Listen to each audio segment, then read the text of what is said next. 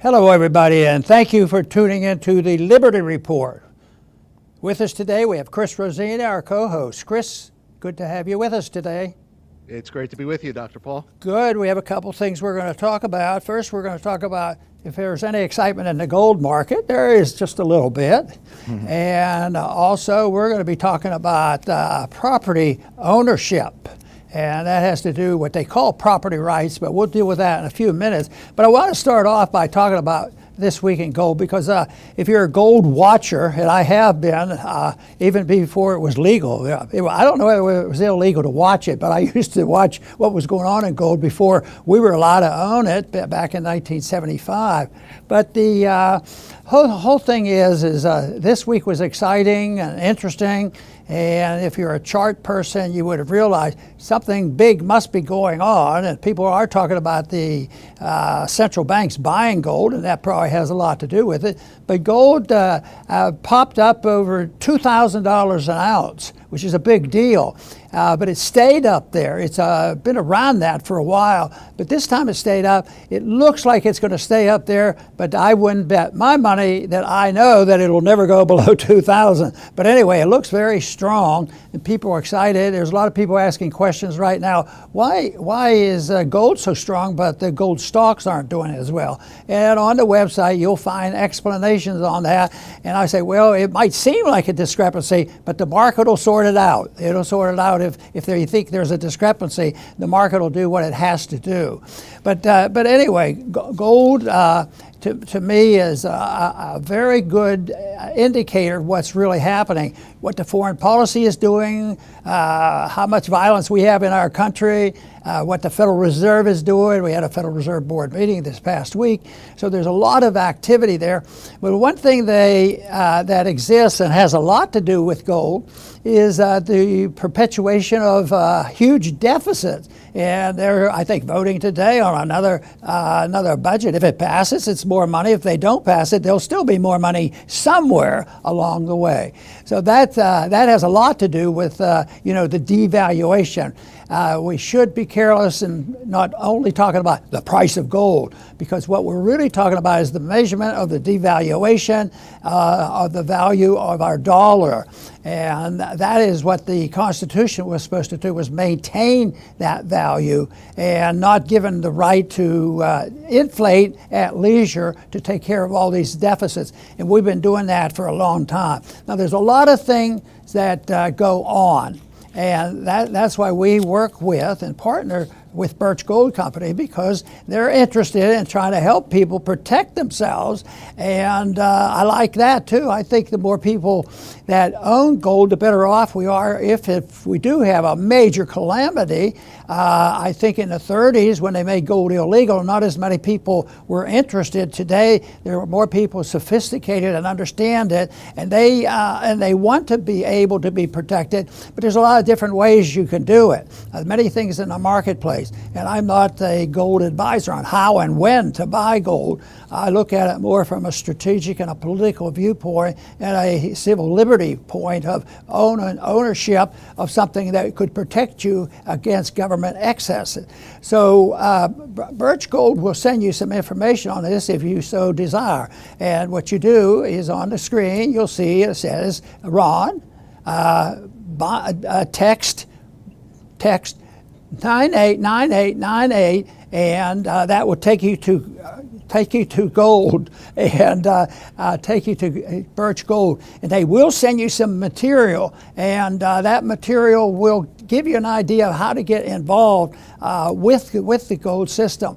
But that's important to do, because there are a lot of pros and cons. But the more people that are involved, the more people who are protected, the happier I'll be, because we want friends out there if a calamity comes, and I suspect it will come, because they can't keep running up these deficits. So that's and I know most of our viewers have thought about this, but if you want additional information, text Ron at 989898, and Birch will send you some more materials on some options that you might have. Now, what I'd like to do now, Chris, is talk a little bit about property rights. You know, they talk about property rights, but I always thought that was a very careless term. property does not have rights. People have a right to own property. It's a cliche, I guess, and it doesn't hurt if somebody says property rights. Everybody knows what they're talking about, but it's really the right to own property. And right now, it's being very much challenged when you see what's happening, in our homes. It reminds me of one of the reasons we had a Declaration of Independence, because the British stationed their troops in our homes. And now we're encouraging and offering up, an empty house means you can, and you're an illegal, an American citizen couldn't do this, of course. If you're illegal, you can go in there and just occupy it, and it's up to you to maybe get it back again. It's a really bad system, and unfortunately, that is what's going on. A lot of anger, people have died over this, and it's going to be worse. There was one clip on the internet where a Venezuelan was using it as a promotion. He says, you know what? If you go to America, if you find an empty house, they have a law that says you could just go in. And virtually that's happening. It's going in, and sometimes the owner gets into more trouble than the people who went into the house. So it's the whole breakdown that we have on justice system and the principle of laws. I think some of the massive problems we have with immigration now is the breakdown of the understanding of private property. Because when you allow people to come in and just march over your country, yes, they may go into our homes like they're doing now, but just getting into the things that the people here paid for, whether it's highways, hospitals, and schools and everything else, they come in, and our government actually prefers to treat them with a priority, and they get first takings in some areas, which is awfully ridiculous. Some states are a lot worse than other. But to me, it's a property rights issue on what is going on there. And once again, what they're doing with this massive changeover where people see it as an advantage. If your house is empty, you're going in, and that's angering a lot of people. And that's what's going to happen. There's going to be a lot of anger, and people just are outraged over it. This is an outrage, but it has to be resolved in a big picture, because we don't have a Department of Justice. Without a Department of Justice, it's real hard to solve this problem. Chris? That's right, Dr. Paul. And it really amazes me that we're even talking about this. I mean, imagine a country that allows itself to be invaded. It's mind-boggling. Yet this is the country that we live in. And, ironically, the vast majority of what our federal government does is unconstitutional. They shouldn't be doing it. It's against the law. But they ignore the law, and they do it anyway because that's what they want to do. And nobody can hold them to account. But the one job that they do have to protect our borders, they're not even doing. They're not protecting against an invasion. This is a basic. If you're going to have states get together and form a federal government, this was one of the selling points, and they're just totally failing at it. But what they are focused on is not our own border, but, invading everyone else. I like to say that our country, our federal government, I'm not going to say country, our federal government is like the New York City or the San Francisco of the world. They're worried about everyone else except themselves, and themselves falls apart. When you go to New York City, you go to San Francisco, it's falling apart, and on top of all that, we have this exceptionalism attitude. We're so enlightened that we're going to come and change you. We're going to bomb you and have coups and $6 trillion wars because that's how great we are, and we want to make you just like us. So this is such a warped mentality, and it's really hitting home. We see on social media in New York City and San Francisco, it's beat up, and it's all due to their policies and their philosophy. But amazingly, they don't change. They don't say, you know what, we're really messing things up here. We better go in the opposite direction. They don't. They just keep, spiraling lower and lower, and we get to see it on social media. That can happen to our nation, and I really hope that it doesn't, but we really need a change in philosophy. The stories keep popping up, and the more stories you hear and read about, since people are being killed over this, it is really such an outrage. But people have to be alerted to this problem that's coming up and what to do about it, because there are some states where aren't so bad now, but they're starting to wake up too. And sometimes you think, well, won't the people wake up during the election? At least say, the people who promote this is policy. This is what they designed. This is what they want. This is their goal. And it isn't like it's an accident and a lack of enforcement. It's a deliberate policy, and they enforce the policy. Here, this one that was in the news, I think it was yesterday or the day before. This is the case up in New York City. Fed up homeowner arrested after tense standoff with squatters stealing a $1 million house she inherited from her parents. They inherited it and they were getting it ready. They were trying to sell it. So the squatter said, "Empty house, it's ours." And then the little article goes, a New York City property owner recently ended up in handcuffs following a fiery standoff with alleged squatters who she has been trying to boot from her family home.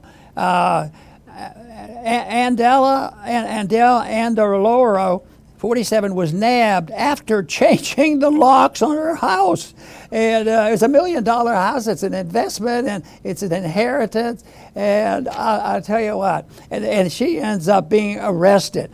There's something awfully wrong. And there's something awfully wrong with the American people if they don't wake up and say, enough is enough, and it has to be a property issue. What they have done is the whole issue of immigration, they've turned this around and said you're some type of an evil person if you don't endorse this robbing and stealing because people are unfortunate. This does not mean that you don't care about people. Matter of fact, you do. You want to invest and promote a free society where you have the least amount of these problems, where you have the greatest amount of prosperity and security. And so this whole thing of put a guilt trip on it, and they do it all the time, and I think that is bad because what the people, and right now, it will come to a climactic end. And we're hearing these stories. Let's just hope the people wake up because they can do something locally, they can do something philosophically, they can do something in their planning, and there's more to learn because there are some complications in studying the squatters' law.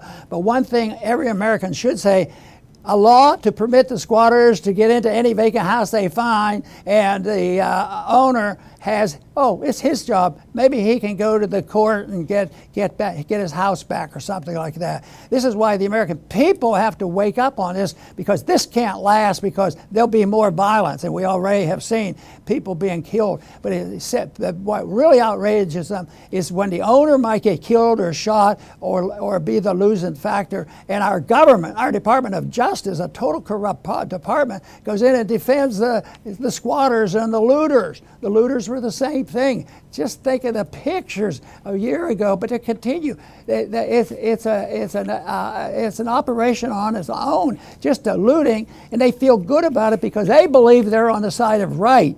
And that's how distorted our system has become, and the misunderstanding of what true liberty is all about. Excellent, Dr. Paul. Yes, the American colonies were formed under the idea of decentralized government, local government. There was this British government all the way across the ocean mistreating us. They're not here. They don't know what it's like to live here, and they wanted out because government has to be local. You can't have this far off government. Texas, look what just happened this week with Texas. There's this far off government in D.C. that's supposed to protect the border, and they're not. So Texas is now going to take care of itself. Those people in D.C. that are whining and dining, they're not in Texas. They're not dealing with it. They'll watch it on TV at most, so Texas has to deal with it themselves. This happens all the time, even around the world. What if your federal government doesn't like you? They didn't really like Death Santis, they called him. He was the one guy that was doing the right thing. In the European Union, they don't like Orban. If they don't like who you elect, that's another problem because they're far off. They're a far off government. And that's why this whole idea of global government is nonsense. You can't have your governing authority over in Brussels or in Switzerland. But the tyrants want that because they're shielded. They're not near you. You have no access to them. You can't get to them. You can't replace them. That's why they are so hungry for it. And that's why you hear the words deep state. That's who those people are. You don't even know who they are. They're wielding all this power against you, and you can't do anything about it. You don't even know who they are, and that's why it's called the deep state. So the point is we have to think like those colonies. Your governing authorities, are the most important locally, and Texas is now taking care of business that the federal government refuses to do for whatever reason they have. So that's the point to drive home. Government must be local and decentralized. Over the weekend, there was a big episode, once again, on the border in El Paso. And the headline here is, quote, invasion, which it is. It's an invasion. And I think they should have used that from the beginning. The first time I got involved in using that word was in 1987. I was a candidate, to run in the Libertarian Party, and they were not totally sold on me being the candidate, and they thought I might be just conservative and that sort of thing. But it came up on immigration, and they didn't think I had a strong enough position. I said, I have a problem with it. I didn't argue and say, I know all the answers. I said, I have a problem with it. What happens when this immigration turns into an invasion? And it was hints of what was happening. And with our system of justice and welfare, it is. And more people, it's commonly used now, invasion, and that's the correct term to use. Now, this article on Zero Hedge says, invasion, riot erupts after migrants swarm breaches in U.S. southern border. National Guard left helpless. And that tells you so much going on and where we are. And the National Guard, and then Texas tried to pass a law to clarify and say we have the right to defend our state. And of course, it's in the courts, it's back and forth. There's been some stays, and they're arguing. And I guess eventually the Supreme Court has to settle this. Does a state have the right to stop the invasion, which is an invasion, come in and using up the facilities and getting in people's houses and going into schools and hospitals and all? If they don't have the right to do something about this, then we're in a big problem. But we've been in a big problem, and the Department of Justice is the case. Just think of in the last several years getting involved in the political things where the Department of Justice is controlled sometimes by our social media, and the social media will tell who to ban, who to cancel, and it's a collusion. So that's. People throw the word fascist around carelessly, but at least we're talking about is corporatism, where the corporations, whether it's pharmaceuticals or whether it's a military industrial complex, the collusion of big business and big government is very, very powerful. And they deserve the term to be used maybe cautiously. Is this fascism? Well, certainly leaning toward fascism. It's been predicted by Mises that if we continue to have the system we have now of corporatism, it does evolve into fascism, and that becomes much more militant and authoritarian. But that is the big problem that we have, and that is the reason why people have to wake up to this. So I think that the people now are sick and tired of this. And the whole idea, what is the position of the states? I'll tell you what, I would predict to say if somebody did deep research at the founding of this country, I'll bet you the states would have been very rebellious against what was going on if they say, oh yeah, we're going to join, and you guys can come in here from the Washington and dictate to us how to keep peace and order. They wouldn't even have signed up, I believe. But it's going to continue until we look at this on a basic principle of what the states are allowed to do. I think the states right now are just pushed around overly so from the federal government. But what are you going to do if the federal government is corrupt? We have a problem there. It's a philosophic about a basic understanding of what real liberty means to all of us. Fantastic, Dr. Paul. I will finish up taking a view that that you talk about a lot on this show, and that's there are higher principles, higher laws that we have to adhere to if we want to have a decent society. We see throughout history there's a common human error that keeps repeating itself. We're living through it right now, And that's the idea that if you destroy everything, then you'll be able to build back your utopia on the ashes. This goes back to the Soviets, to the French Revolution. This keeps repeating itself, where people, they don't like what they see, so they figure, let's just destroy everything, and then we'll start over and build back better. Society is not built that way. It's not built from the top down. It's not built at all. It's not a bunch of dudes sitting around a table with a blueprint and they're going to implement their plans. Society flourishes first from moral principles. There has to be a common morality among the people first.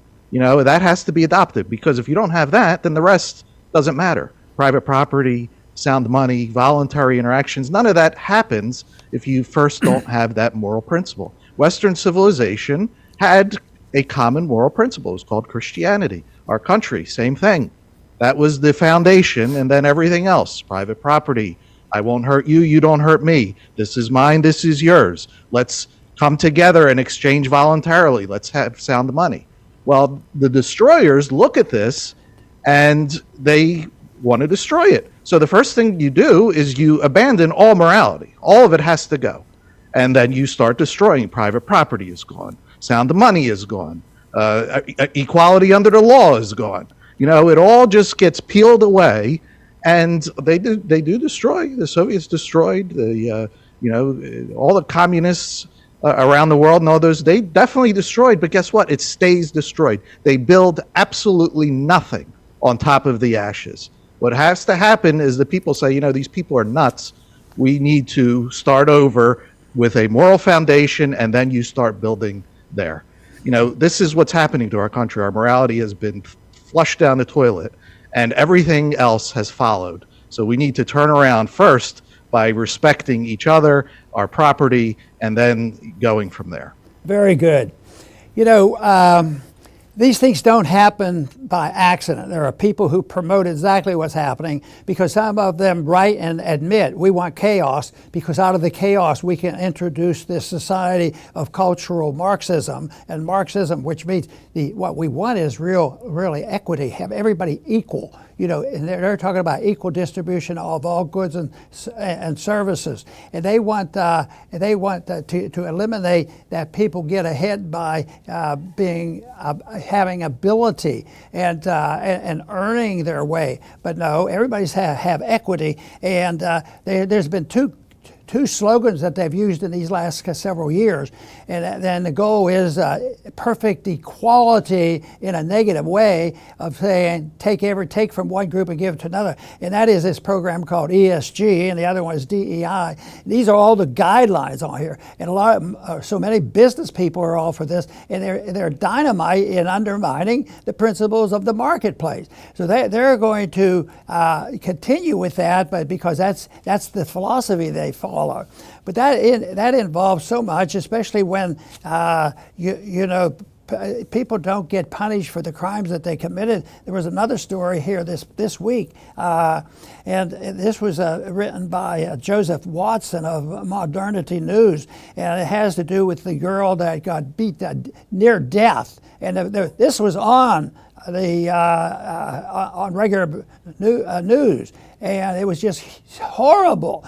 And she's now struggling for her life in prison.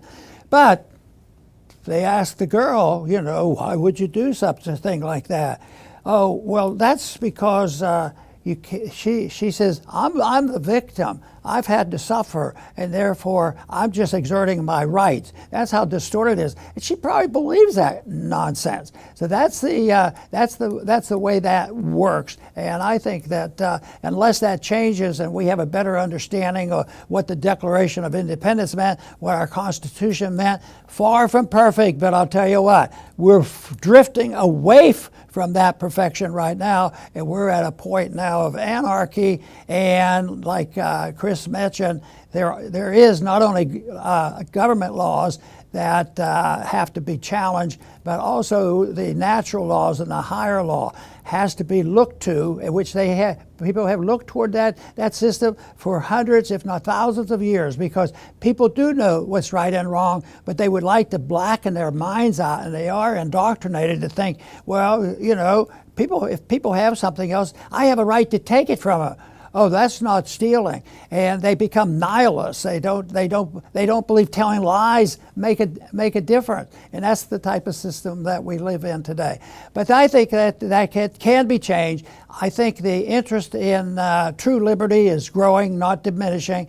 But the problems and the consequence of the last 100 years of this development of this authoritarian collectivism is hitting home, and it's struggling to survive with a free society versus the advancement stage to what Mises warned us about, and that is on to an authoritarian state like communism or any one of the others ruthless things. So that is the challenge, and it's up to people to do that. And we will not get it from our average college professor, but we have to get it from elsewhere, and that's where I get optimistic. There's more of it available. Yes, you have to pick and choose because there's a lot of trash out there, even in the internet. But we're on the internet, and I'll tell you what, we're participating in spreading a message, and I meet every day a new person that has their own theme and their own method of spreading this message. And I think that's what we should look to and encourage.